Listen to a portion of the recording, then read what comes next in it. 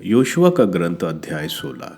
एफ्रम वंश का दाएं भाग। यूसुफ के वंशजों को चिट्ठियां डालकर जो भाग प्राप्त हुआ वह यरीको के पास की यारदन नदी से यरीको की जलाशय के पूर्व की ओर से उजाड़खंड होकर बेतल के पहाड़ी प्रदेश तक और फिर बेतल से लूज तक, वहां से अटारोट तक जो अराकियों के देश में है, और पश्चिम की ओर यफलोटियों के देश तक तथा मैदान के बेत हेरोन तक और आगे समुद्र के पास गेसेर तक जाकर समाप्त होता था। यूसुफ के पुत्र मनासे और एफ्रम को अपने अपने दाएं भाग मिले। एफ्रम वंशियों के कुल का दाएं भाग यह था।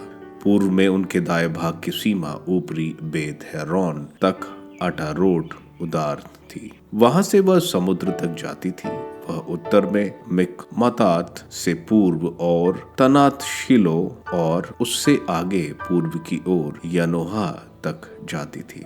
वह यनोहा से अटारोट और नारा तक पहुंचती थी और वेरिको के पास से होकर यार्दन के तट पर समाप्त हो जाती थी। सीमा तपुआ से पश्चिम की ओर खाना नाले तक जाकर समुद्र तट पर समाप्त हो जाती थी। एफ्रम वंशियों के विभिन्न कुलों का यही दाएं भाग था।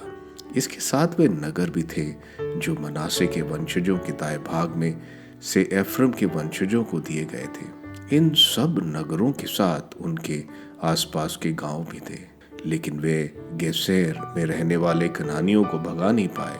इसलिए कनानी आज तक एफ्रमियों के साथ रहते हैं, परंतु वे बेगार में लगाए जाते हैं।